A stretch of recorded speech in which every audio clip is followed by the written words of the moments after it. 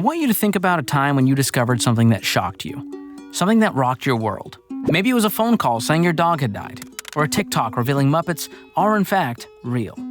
For me, it was a YouTube comment. From This American Wealth Killer on the Ramsey Network, this is Serial Numbers, a money mystery told all at once. I'm George Kamel.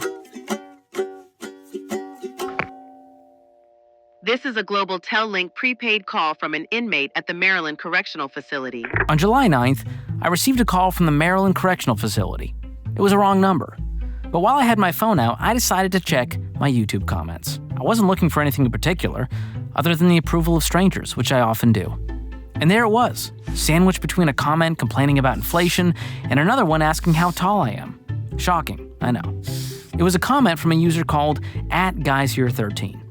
It read, "Hey George, nice video. But America's real number one wealth killer is second mortgages." I have to say, this caught me off guard. Because almost every personal finance YouTuber has a wealth killer video. They have titles like the number one wealth killer no one talks about, or number one middle class wealth killer, or the number one wealth killer that keeps you poor. You get the idea. Most of them agree that America's number one wealth killer is auto loans. And when you look at the evidence, it seems pretty straightforward. There are 107.8 million auto loans in the US right now, and the total debt amount for those loans adds up to $1.58 trillion. That's trillion with a T. 1 in 5 Gen Zers say that an auto loan costs them over 20% of their after-tax income every month. And for Gen Z, these are pivotal wealth-building years. So yeah, that sounds like America's number one wealth killer. But here's this guy, claiming it's not in fact auto loans, but second mortgages. So it got me thinking, could it be we've got it wrong? What if car loans aren't the real wealth killer? What if the real number one wealth killer is something else entirely? I called my friend Rachel.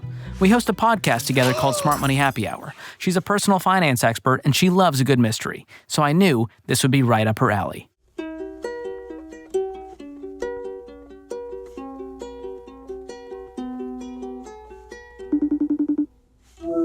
Rachel, hi. Hey, George. So you know I'm working on my big podcast. Oh. Yeah. I heard. You know how everyone agrees car loans are America's number one wealth killer? Sure, yeah. Well, someone suggested that maybe second mortgages are actually worse than car loans, and I'm just trying to get to the bottom of this, figure out what the real number one wealth killer is. George, listen, I just don't have time. I don't have time to be on your little crime podcast. I'm sorry. How did you even get here? Okay. All right, thanks so much. Bye-bye. Thank you. So helpful. Okay, so Rachel wasn't going to be of much help. But luckily, I'm a bit of a personal finance junkie. So I already knew what a second mortgage was. It's a loan taken out on a home that already has an existing mortgage, one that's still being paid off. And it has a couple of aliases. Sometimes it's called a home equity loan. Sometimes it's called a home equity line of credit, or a HELOC, a term that conjures images of some kind of claymation space monster from the movie Coneheads. People take out second mortgages to tap into their collateral, which really just means they borrow against the equity they've built up in their home. They use the cash for renovations, to pay off other debts, or who knows what else. But here's the thing, a second mortgage is also debt, so you have to pay it back. And interest rates for second mortgages are usually higher than rates for primary mortgages. So it can really put a strain on your income. Oh yeah, and since the second mortgage is secured by your home, if you don't pay it back, you'll lose your house. So yeah, they're pretty bad. But I still wasn't convinced second mortgages are the number one wealth killer, and I kept thinking about that YouTube comment that sent me down this rabbit hole.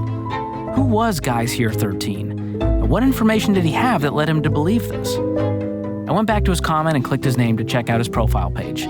Nothing. No profile photo, no videos posted. The only thing there was a collection he had created of Stephan videos. And then it hit me. What's up, Graham? It's Guys here. What's up, Graham? It's Guys here. What's up, Graham? It's Guys here. What's up, Graham? It's Guys here. Could it be? It's a long shot, sure, but could it be that, just maybe, GuysHere13 is Stephan? Like a secret account he uses to comment on other people's videos anonymously. So I called Graham. He was in the middle of making iced coffee. He picked up on the first ring because we're tight like that.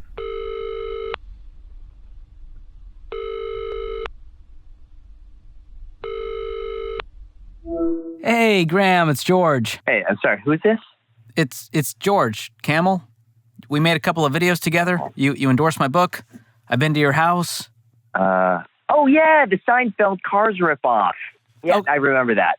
Thank you. Yeah, that's me. I told him about the YouTube comment and how I'd speculated it could be him. Once I said it out loud, the whole thing felt a little silly. Yeah, that's me. Are you serious? You're at Guys Here 13? Yeah, it's just a burner account I use. So you left that comment on my video on July 9th? I think so. He had a remarkably clear memory of what happened that day. Yeah, I remember that day. My fish died. It's really sad. Oh my goodness. I'm so sorry for your loss. No, it wasn't because of the fish. It was because Jack flushed it, and that flush cost money. Oh my goodness. It's the most Graham thing I've ever heard. Well, back to the matter at hand here. Do you really think second mortgages are America's #1 wealth killer? I wouldn't say it's the #1 wealth killer, but it is dangerous. It raises your overhead costs, and I think it's very easy to get out of control because oftentimes a lot of lenders will give you a large line of credit, and it could be dangerous if you don't know how to properly handle that. I wouldn't recommend it. He had a point. Personally, I don't even know that many people who have taken out a second mortgage. I needed some data, some hard numbers, and I knew exactly who to ask. This episode is brought to you in part by Tello, a mobile service provider designed to be affordable so you can use your money for what really matters to you. Tello offers the same high-speed nationwide coverage you get from one of the big 3 providers. They have plans as affordable as $5 a month, and you can get unlimited everything for just $25 a month. I know, that's unlimited everything for not very much. There's no contracts, no sneaky fees, and you can also upgrade or change plans whenever you want. Check out Tello today and see how much you could save. Get an extra $5 off the unlimited data plan during your first month of service by going to tello.com/George or by using the link in the description. That's tello.com/George. This episode is also brought to you by online bank Laurel Road. With their high-yield savings account, your money earns top-tier APY right now. That's a butt-ton of APY. Pardon my French. Other perks include no minimum balance requirements, FDIC insured deposits, and no monthly maintenance fees. Pretty great, I know. And thanks to their premium care team, you can talk to a real living human being if you need help. So make your money work harder for you. Go to laurelroad.com/George or click the link in the description to get started. That's laurelroad.com/George. Okay, back to the show. Okay, so at this point, I'm realizing I don't even know that many people who have taken out a second mortgage, which led me to assume it's not very common. But I needed some data, some real numbers, and I knew exactly who to ask. Hey Siri, how many homes in the U.S. have second mortgages? Here's what I found. Read it to me. This page is not set up for me to read. Okay, so Siri wasn't going to be much help, so I Googled it instead. 5.76 million. That's how many homes in the U.S. have second mortgages. And that's a lot of people and a lot of homes. I mean, more people have car payments than second mortgages. But noted, it's a lot of people taking on a lot of debt. And it's hard to build wealth when a huge chunk of your paycheck is going to debt payments. So yeah, this is clearly a wealth killer. But is it #1? And if second mortgages are so bad, wouldn't people realize this and just stop doing it? Well, here's the deal. Behavior's a language. So if you're taking out a second mortgage, that speaks volumes. That's Dr. John Deloney. He's a mental health expert, he's got a PhD in counseling, and he's a national best-selling author. And fun fact, he's a failed actor with an IMDb page featuring this show. He's also my best friend. We're not friends at all. So, John, are you saying there's a direct correlation between second mortgages and narcissists? God, no. It's not what I'm saying at all, even remotely close. Okay, so we weren't quite on the same page, but he got me thinking. If behavior is a language, what are you saying when you take out a second mortgage? But before I could ask, he had a question for me. I feel like we're slowly going down a toilet drain. Do you have an ending for this? Of course I have an ending. We're going to come to an ending today. It's just, throughout this process, I'll have moments where I come to a conclusion in my mind, and then I find out a new piece of information, and I'm upended. Information like this from the Consumer Financial Protection Bureau.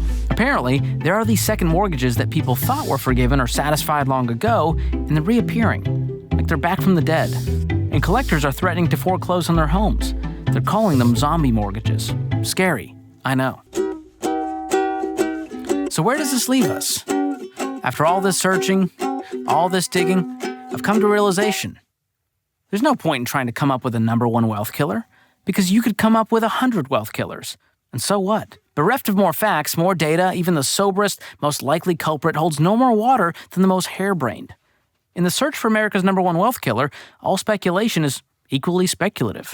But here's what we do know. Second mortgages are debt, and more debt equals more risk.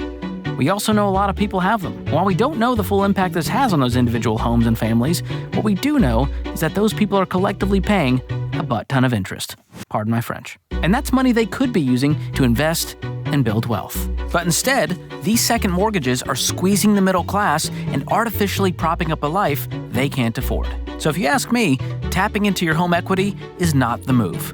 If you need money for home improvements, vacations, cars, or education, you'd be much better off saving up until you can pay cash. I know, it takes time, but it's better than being slowly crushed under the weight of crippling debt. Well, we may not know for sure what the number one wealth killer is, but if this episode helps even one person avoid getting a second mortgage, it was all worth it. Serial Numbers is a production of This American Wealth Killer and the Ramsey Network. Special thanks to Graham Stephan, Rachel Cruz, Siri, and my best friend, Dr. John Deloney. I'm George Kamel. Thanks for joining us. I'm not your best friend.